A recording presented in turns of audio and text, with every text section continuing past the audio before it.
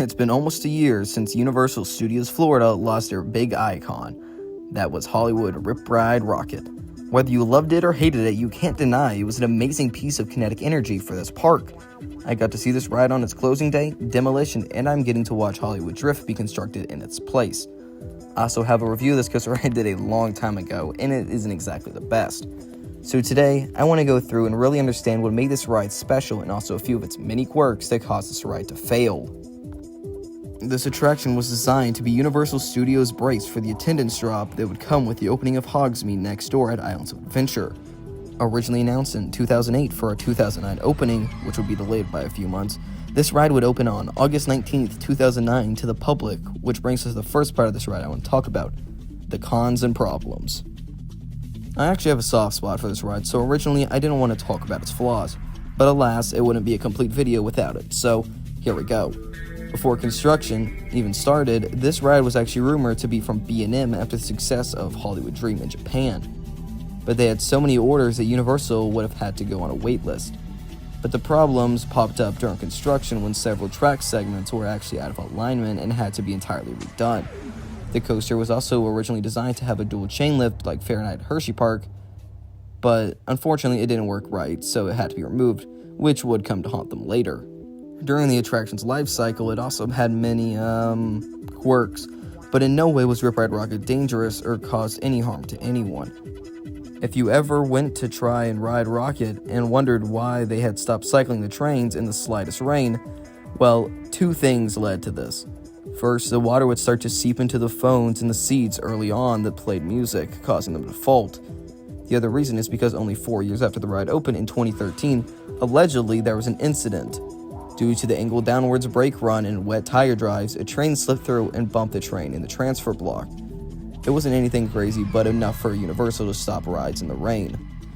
Rip Ride Rockit also had other mechanical issues, but one of the most notable is with the lift hill. Remember when I said ditching the dual chain lift would haunt them? Well, there have been multiple times where riders were stuck on the top of this vertical lift hill for hours at a time. When that happens, the attendant needs to manually crank the train to the top to either evac everyone or force the train into valley in between the lift and non-inverting loop. Speaking of which, that's the final issue I want to talk about with Rockit.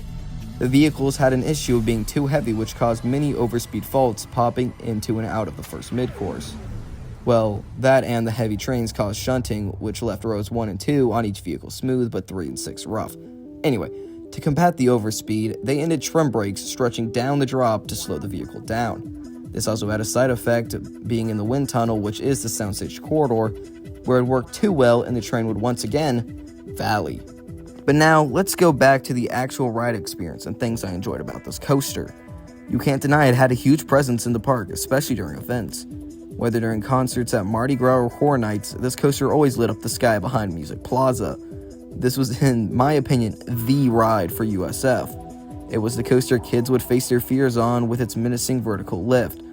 Also, everyone hates on the extreme use of mid-course brake runs for capacity. But, hot take incoming, I don't actually mind it. Brother, this guy stinks! I know, but as a fan of airtime and of technical ride parts, this was something cool to me. If you sat towards the front of the train, you would get some ejector pulling into the mid-course, while if you were in the back, you would get floater coming out.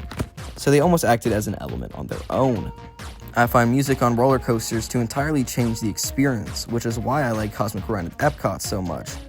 Even more, I also found the ability to choose your own song really cool and interesting, even when they cut the list to a fifth of what it was. Even when they shrunk it, you still had the secret list, which had a lot of fan favorites, and one of my personal go-tos, Moving Right Along by the Muppets. Don't ask, it's just really funny to hear this on a coaster. Its whole theme was great too. I love seeing original themes for rides like Stardust Racers at Epic Universe, and even when Rockets was kind of a lightweight theme with you going to make a music video on, well, a roller coaster, I found it to bring a bit of charm to this attraction in the surrounding area, as you could hear the upbeat cue music before you even crossed under the entrance sign. But while I have all these positive things to say, I think Universal made the right choice in removing this coaster. They have really upped their game when it comes to theming and ride design. Since then, with rides like Velocicoaster and Stardust dominating their Orlando resort, while Hollywood is getting Hollywood Drift, which looks like to be in the upper tier of rides. which they are now taking the new Hollywood Drift design and bringing it over to Florida. And it very much differs from USH's with a spike and multiple switch tracks, almost combining Hollywood Drift, Hagrids, and Velocicoaster together to create another perfect roller coaster. So as sad as I am that Rockit doesn't tower over the park anymore, I'm excited to see what its replacement has in store, and I can't wait to see how else Universal grows and learn from Rip Ride Rockit. I hope you enjoyed this video and look back at this old attraction. I would love it if you subscribed if you are new, and I hope I see you around. Thank you for coming along.